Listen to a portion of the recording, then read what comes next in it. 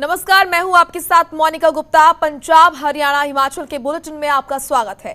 बात करते हैं हरियाणा की, जहां पर सरकार कोरोना को लेकर काफी सतर्क नजर आ रही है, जिसको लेकर सरकार हर तरह से कोरोना मरीजों की सुविधा के लिए तमाम इंतजाम कर रही है। ऑक्सीजन हो, वेंटिलेटर हो या फिर अस्पतालों में बेडों की संख्या, इन सभी तरह के कामों पर सरकार काम कर रही है। वहीं इन सभी पहलुओं को लेकर हमारे साथ आज जुड़ रहे हैं हरियाणा के कैबिनेट मंत्री मूलचंद शर्मा, जिससे खास बातचीत करेंगे हमारे पंजाब, हरियाणा, हिमाचल के एडिटर आशीष अग्रवाल।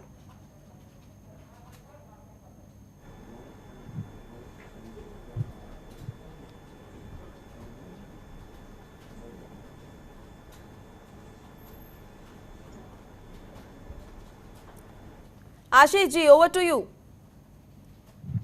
शुक्रिया मोनिका, बहुत स्वागत है मूलचंद शर्मा जी आपका जनतंत्र टीवी पर। और मेरा पहला और सीधा सवाल यही है कि 15 तारीख तक कोरोना की दूसरी लहर का पीक आने का आपकी सरकार के स्वास्थ्य मंत्री अनिल विज ने दावा किया है, तो ऐसे में क्या तैयारियां हैं हरियाणा सरकार की, मनोहर लाल सरकार की, कि इस पीक से किस तरह निपटा जाएगा? मूलचंद शर्मा जी। आशीष जी, जो देश में और प्रदेश में जो हालात जो कोरोना के हैं वो छुपे तो किससे है नहीं। और हालात से निपटने के लिए प्रदेश की सरकार ऑक्सीजन की बात करें या मेडिसिन की बात करें या अपने जो बेड बढ़ाने की जो व्यवस्था प्रदेश की सरकार ने करी है। और हरियाणा के हर शहर में बेडों के कहीं 400 बेड का, कहीं कोविड का 100 बेड का, कहीं 300 बेड, गुड़गांव की बात करें, फरीदाबाद की, पानीपत की बात करें, करनाल की बात करें, हर जिले में एक व्यवस्था की कि आने वाले समय में जो हालात हैं प्रदेश में कोरोना के, उसके निपटने के लिए सरकार ने पूरी तैयारी करी है। ऑक्सीजन का विशेष इंतजाम करा है, दवाइयों का है, पैरामेडिकल के स्टाफ का है, और सभी को इस पर तैयारी के लिए लगाया है कि कोई ही इस बीमारी में के खिलाफ लड़ाई में कोई चूक न हो। इस तरह की आशीष जी पूरी तैयारी है प्रदेश की।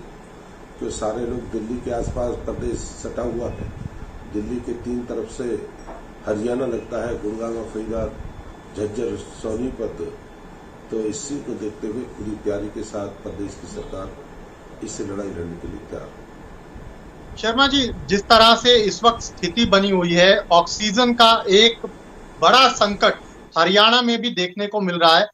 हालांकि प्रयासों से सरकार के ऑक्सीजन की एक बड़ी खेप ओडिशा तक आई है, फरीदाबाद तक कई ट्रेनें पहुंची हैं, लेकिन बावजूद इसके अभी अगर हम एनसीआर के शहरों की बात करें, जो कि हरियाणा के शहर हैं, चाहे वो फरीदाबाद की बात करें, चाहे हम गुड़गांव की बात करें, या साथ लगते जो दूसरे शहर हैं, रेवाड़ी हो गया, तो इन शहरों में और बाकी पूरे प्रदेश में कब तक जो ऑक्सीजन की समस्या है इसको पूरी तरह सुलटा लिया जाएगा?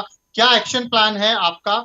और दूसरा मेरा सवाल ये इसी के साथ कि मुख्यमंत्री जी ने फरीदाबाद की जिम्मेदारी जिस तरह से आपको सौंपी हुई है, पहले की तुलना में ऑक्सीजन की समस्या कितनी कम हुई है फरीदाबाद शहर में भी?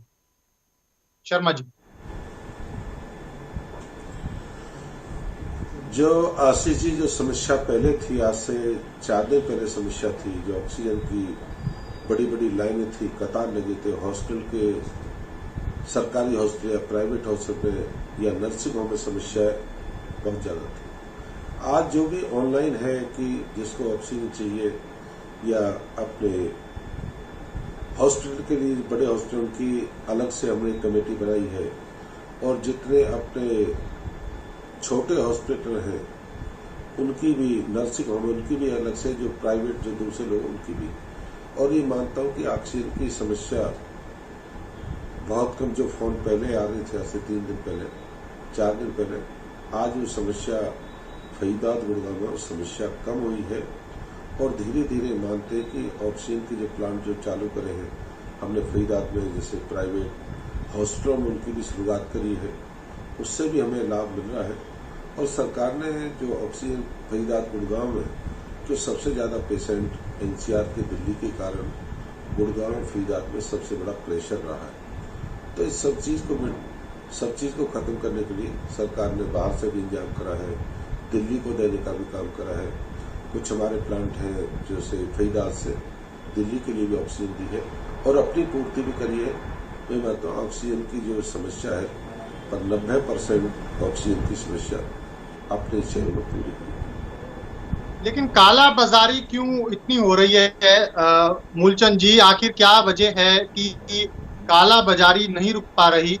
हालांकि अगर हमने जिस तरह से पिछले दिनों फरीदाबाद में देखा कि एक बड़ी खेप ऑक्सीजन के जो सिलेंडर थे उनकी पकड़ी गई और एक कांग्रेसी नेता का नाम भी उसमें आया, और पूरे प्रदेश में अलग अलग जिलों से, अलग अलग शहरों से ये शिकायतें आ रही हैं।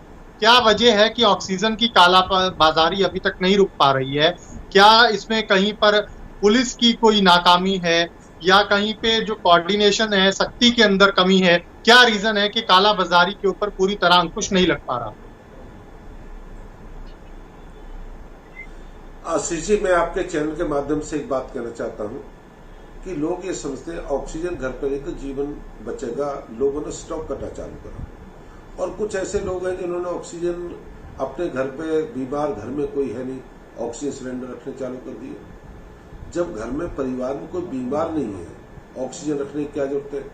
और प्रदेश के मुख्यमंत्री मनोहर जी के नेतृत्व में और प्रदेश के स्वास्थ्य मंत्री होम मिनिस्टर के नेतृत्व में हम हरियाणा प्रदेश में कोई काला बाजारी नहीं होने देंगे और उनके खिलाफ प्रदेश की सरकार पूरी कार्रवाई करेगी। चाहे कोई ताकतवर आदमी हो, किसी दल का हो, किसी बल का हो, हम प्रदेश में काला बाजारी नहीं होने देंगे। या ऑक्सीजन की बात करें, दवाई की बात करें, खाद्य जो भी खाद्य पदार्थ उनके प्रति प्रदेश में काला बाजारी के जो धंधा चला था, कोई इंजेक्शन के नाम से, कोई ऑक्सीजन के नाम से, आज मैं मान के चलता हूं प्रदेश में काला बाजारी जो लोगों ने करा उनके खिलाफ कार्रवाई हुई है। ऐसे लोगों के खिलाफ प्रशासन पूरी मुस्तैदी के साथ, पुलिस प्रशासन सभी लोग मुस्तैदी के साथ लगे हुए हैं। अगर प्रदेश में आज भी काला बाजारी करेंगे, आज के दिन भी इस तरह की धोखाधड़ी करेंगे, ये लोग कब करेंगे? आज तो समय है, हालात खराब है, आज तो हम सबको मिलकर इस लड़ाई के लिए लड़ना चाहिए। लेकिन शर्मा जी, बात यही है कि जब हालात खराब हैं, कमाने का वक्त नहीं है, जान बचाने का वक्त है, तो ऐसे में जो लोगों को इतनी बड़ी संख्या में समस्याएं आ रही हैं, अस्पतालों में बेड नहीं मिल रहे, ऑक्सीजन नहीं मिल रही, दवाइयों की कमी है, रेमडेसिविर नहीं है, टॉक्सिली नहीं है, तो इसको लेकर क्यों सरकार जो है वो जमीनी स्तर पर पूरी तरह से कारगर काम नहीं कर पा रही? हालांकि खुद मुख्यमंत्री जी अब फील्ड में उतरे हैं, सभी शहरों का उन्होंने दौरा किया है, आप भी खुद जुटे हुए हैं, मगर बावजूद इसके हम कैसे ये इंश्योर कराएं? आप जनतंत्र टीवी पर आज हरियाणा की जनता को कैसे ये आश्वासन देंगे कि उनको बेडों के लिए परेशान नहीं होना पड़ेगा? फरीदाबाद, गुड़गांव जैसे शहरों में बहुत महंगे दामों पर बेड नहीं लेने पड़ेंगे, 50-50 हजार रुपए रोजाना के हिसाब से अपनी सांसें चलाने के लिए कीमत नहीं देनी होगी। कैसे आश्वासन देंगे आज आप हरियाणा की जनता को जनतंत्र टीवी पर? आशीष जी, मैं आपके चैनल से एक बात कहना चाहता हूं। मेरी डॉक्टरों से एक विनती है कि रेमडेसिविर जो इंजेक्शन के बारे में लिखते हैं, ये कोई रामबाण नहीं है, एकदम लिख देते हैं। बीमार पेशेंट घर पे है, आम लोग उसके पीछे लग जाते हैं। और बड़े बड़े डॉक्टरों ने भी ये कहा है कि जब कोई हालात खराब हो, उस हालात के देख के आईसीयू में है, उस समय इस तरह के इंजेक्शन लिखे जाते हैं। और दूसरा, जहां ऑक्सीजन की बात कही, मैंने सारे फरीदाबाद के सभी नर्सिंग होम में गया था, मैं सरकारी हॉस्पिटल गया था, मैं प्राइवेट हॉस्पिटलों में गया हूं कि ऑक्सीजन की कोई समस्या नहीं। हमने कोविड सेंटर खोल रखे हैं, जहाँ 40 बेड थे उसमें 14 थे, 14 पे मरीज थे, बाकी खाली थे। तो इस तरह से मैं बीके हॉस्पिटल, फरीदाबाद का बड़ा हॉस्पिटल है, वहां भी गया, वहां 28 बेडों पर पेशेंट थे, बाकी कोविड सेंटर खाली थे। तो इस तरह से क्या है कि जहां पे हर आदमी बात करता है मुझे वेंटिलेटर चाहिए। दिल्ली के मरीज भी बड़ी संख्या में यहाँ पे आ रहे हैं, जिसके कारण ये समस्याएं हैं। दिल्ली का बहुत बड़ा, फरीदाबाद, गुड़गांव पे बहुत बड़ा दबाव है, प्रेशर है, और उत्तर प्रदेश भी साथ लगा हुआ है, तो प्रेशर है। सबसे बड़ी बात यह है कि हमारे जो फरीदाबाद, गुड़गांव है, मुख्यमंत्री जी ने ऑक्सीजन के उसमें कोई कमी नहीं रहने देंगे। दवाई जितनी है उसमें कोई कमी रहने देंगे। जो प्राइवेट जो हॉस्पिटल ने जो अपनी मोनोपोली जो गरीब आदमी का खून चूसने का काम कर, मैंने पहले भी कहा था कि हमने सरकार ने एक दिशा निर्देश दिया है कि आप अपने लिस्ट लगाइए, बेड के इतने, दवाई के इतने, ऑक्सीजन के इतने, कितना पैसा उसका बनता है। इस तरह से सब जो भी नर्सिंग होम है या हॉस्पिटल है वो लोगों को बताया कि आपकी दवाई पे इतना खर्च होगा, मनचाही लूट ना हो और आम गरीब आदमी का खून ना चूसा जाए। इस तरह की सरकार ने नीति बनाई है और न इस तरह से प्रदेश के गरीब आदमी को लुटने देंगे। मंत्री जी, जिस तरीके से अब जो कोरोना का नया यूके स्ट्रेन है वो गांव में भी देखा जा रहा है और आज खुद मुख्यमंत्री जी ने पूरे प्रदेश के गांव में टेस्टिंग बढ़ाने के लिए आदेश जारी किए हैं।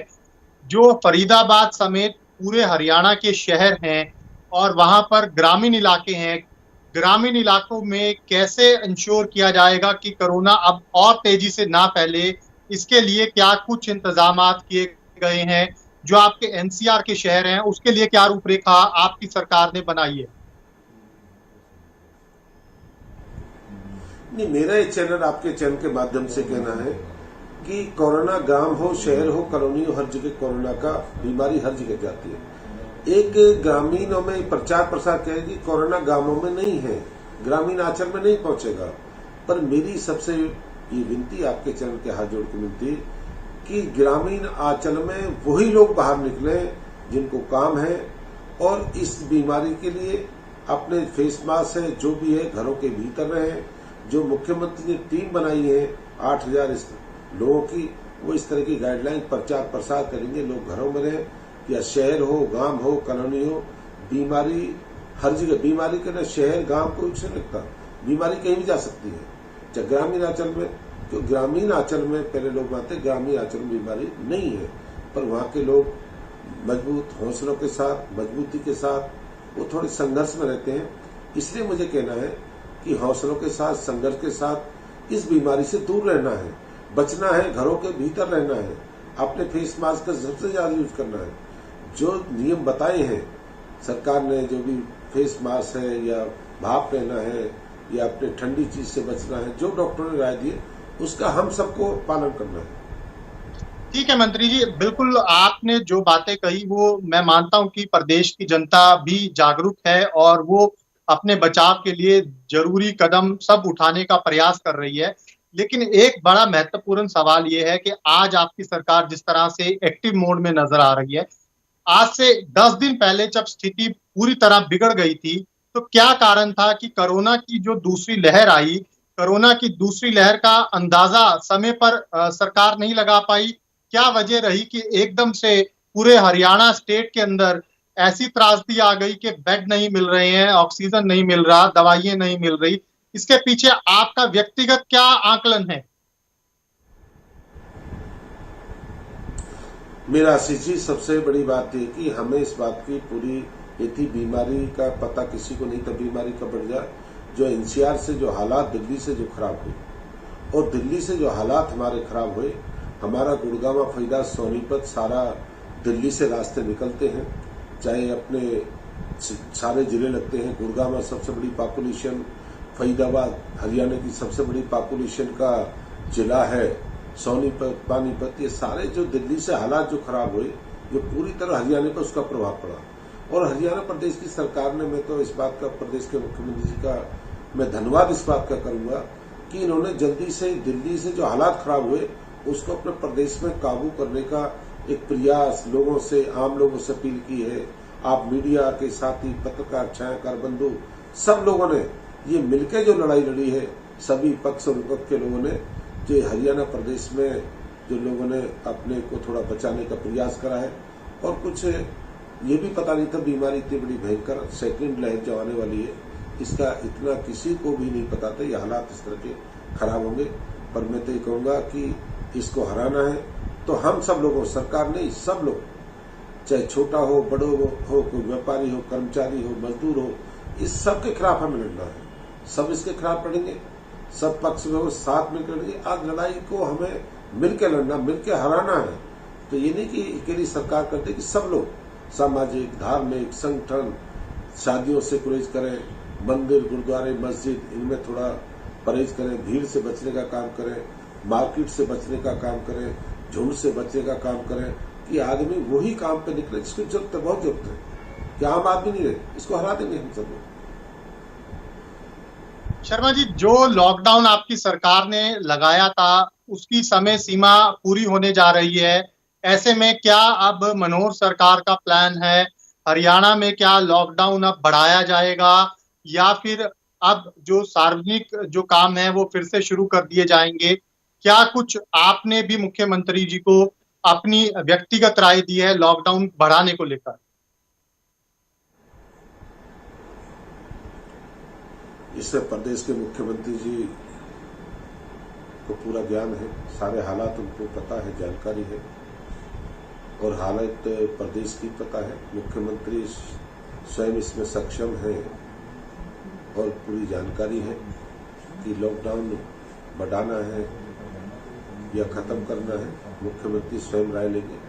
मुझे फरीदाबाद की जिम्मेदारी है और फरीदाबाद की जिम्मेदारी के साथ, निष्ठा के साथ सभी लोग साथ मिलकर हम लड़ाई लड़ेंगे और ये प्रदेश की मुख्यमंत्री जो निर्णय लेंगे उसके साथ प्रदेश की जनता के साथ। लेकिन आप व्यक्तिगत क्या मानते हैं, आज जो फरीदाबाद, गुड़गांव जैसे शहरों में सबसे ज्यादा स्थिति खराब हुई, हरियाणा के सबसे ज्यादा मामले इन दो शहरों में सामने आए, इनको देखते हुए, आज की स्थिति को देखते हुए आप व्यक्तिगत रूप से क्या मानते हैं? क्या अभी प्रदेश की भलाई के लिए, लोगों की सुरक्षा के लिए अभी लॉकडाउन को बढ़ाना और जरूरी है? मैं गुड़गांव और फरीदाबाद की बात करता हूँ। हालात ठीक नहीं है अभी, हालात ठीक नहीं है और व्यापारी भी दुकान खोलने के लिए तैयार नहीं है और उद्योगपति उद्योग चलाने के लिए तैयार नहीं है। खुद मानते हैं कि हालात अभी ठीक नहीं है। खुद लोग व्यापारी, पहले व्यापारी कहते हैं फैक्ट्री चलाएंगे, दुकान खोलेंगे, आज खुद दुकानदार अपनी दुकान खोलने के लिए तैयार नहीं है, व्यापारी व्यापार करने के लिए तैयार नहीं है। जब करने वाला तैयार नहीं है तो सरकार क्या करे? शर्मा जी, प्रदेश में आर्थिक जो संकट है उसकी स्थिति पैदा ना हो, उसको लेकर क्या कुछ एक्शन प्लान है? आप भी परिवहन विभाग के मंत्री हैं, आपने परिवहन विभाग के अधिकारियों को क्या कुछ हिदायतें दी हैं? क्या अब हरियाणा के अंदर जो रोडवेज का पहिया है वो किस तरह से चलेगा? क्या कुछ एक्शन प्लान जो है हरियाणा रोडवेज की बसों को लेकर बनाया गया है? परिवहन कमाई का साधन नहीं है, परिवहन सेवा का माध्यम है। परिवहन गरीब का हवाई जहाज है, एक स्थान से दूसरे स्थान पहुंचाने का काम करता है। जब प्रदेश में कोई हालत खराब होते, कोई आंदोलन होता, कोई बीमारी होती, कोई महामारी होती, परिवहन का पहिया चलता है और परिवहन का पहिया जितनी जरूरत होगी प्रदेश में आम आदमी के लिए, गरीब के लिए, कोई सफर तय करना है, कोई बीमारी हॉस्पिटल जाना है, कहीं हॉस्पिटल मरीज लेकर आना है, हरियाणा रोडवेज काम करती रहेगी और रोडवेज कभी कमाई का साधन नहीं रहा। हरियाणा रोडवेज हमेशा आम आदमी की सेवा का माध्यम है, आम आदमी की सेवा करता रहेगा और परिवहन के सभी ड्राइवर, कंडक्टर, सभी अधिकारी अपने उससे मुस्तैद हैं और कंडक्टर में मानता हूं कि प्रदेश के हरियाणा रोडवेज के कर्मचारी या पुलिस के जवान हैं, डॉक्टर हैं, पैरामेडिकल हैं, मीडिया के साथी हैं, दूसरे एनजीओ हैं, दूसरे और साथी हैं, एयरफोर्स मिलिट्री के साथी हैं और हरियाणा रोडवेज भी अपनी भूमिका निभाने की कमी नहीं छोड़ेगी। जिस मंजिल तक दूसरे लोग जनता की सेवा करेंगे, हरियाणा रोडवेज कर्मचारी अपनी सेवा में आम आदमी के लिए इस हालात में, जो देश के हालात खराब है, परिवहन का पहिया जितनी जरूरत होगी उतने जरूरत के हिसाब से चलता रहे। शर्मा जी, जिस तरीके से आपने बताया कि रोडवेज के कर्मचारी भी कोरोना की त्रासदी में अपना योगदान दे रहे हैं, उनके भी टीकाकरण और उनकी तमाम जो दूसरी सुविधाएं हैं उनको लेकर क्या कुछ तैयारियां की गई हैं? क्या कुछ आदेश आपने विभाग के अधिकारियों को दिए हैं? नहीं, पिछले उसमें हमने कहा था कि जितने रोडवेज डिपो हैं वहां पे इनका टीकाकरण कराया जाए, जो 18 साल, जो अपने 40 साल से थे ऊपर थे। और जब भी बार बार हमने सभी जीएमओ को अपने प्रशासन की तरफ से कहा है कि जितने भी कर्मचारी हैं जो रोडवेज के जो बस स्टैंड में रहते हैं सबका टीकाकरण कराएं और वहीं उनको इंजेक्शन कम करा वैक्सीन कराएं। मंत्री जी, विपक्ष जो है वो बड़ा आक्रामक हो रहा है दिन ब दिन। लगातार बीजेपी के ऊपर, सरकार के ऊपर सवाल उठाए जा रहे हैं। कांग्रेस के जो प्रवक्ता हैं रणदीप सुरजेवाला, वो लगातार ये आरोप लगा रहे हैं कि सरकार कोरोना की दूसरी लहर से निपटने पर फेल साबित हुई है, पूरे इंतजाम नहीं किए जा सके।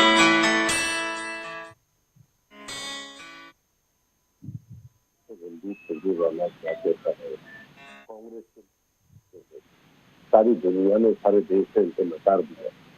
इनकी हालत जो में मैंडेट मिला है पूरे देश में, प्रदेशों में मैंडेट मिला है पूरे देश में, प्रदेशों में, इनको तो विपक्ष की भूमिका भी निभानी है। आज विपक्ष की भूमिका निभाने की बात नहीं है।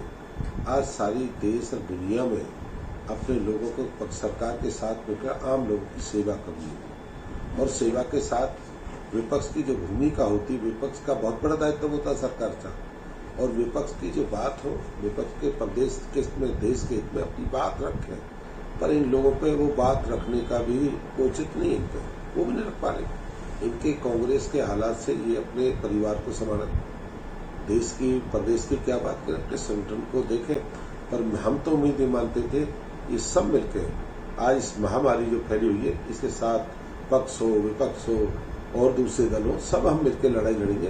पहले कोरोना को जीतना है हमको, और बाद में लड़ाई तो हम बाद में कर लेंगे। ठीक है शर्मा जी, मेरे पास समय की कमी है, तभी तो पार्टियां रहेंगी। शर्मा जी, मेरे पास समय की कमी है। मैं अंत में सिर्फ अब आपसे जनतंत्र टीवी के मंच पर एक आश्वासन चाहूंगा जो आप विशेष रूप से फरीदाबाद, गुड़गांव की जनता के लिए यहाँ पर दें और हरियाणा के तमाम उन लोगों के लिए कि अगर फरीदाबाद, गुड़गांव जैसे शहरों में किसी को बेड की जरूरत है, उनको दिक्कत नहीं आएगी। बहुत कम शब्दों में मैं आपका ये जवाब चाहूंगा।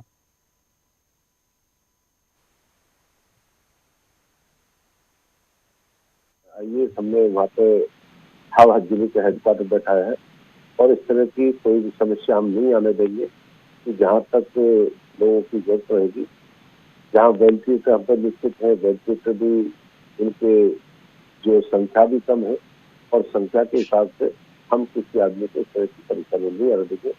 प्रदेश की सरकार पर लोग भरोसा रखें, अपनी सरकार है, आम लोग की सरकार है और आपके चैनल के माध्यम से यही कहना चाहता हूँ इस बीमारी में सरकार की मदद करें।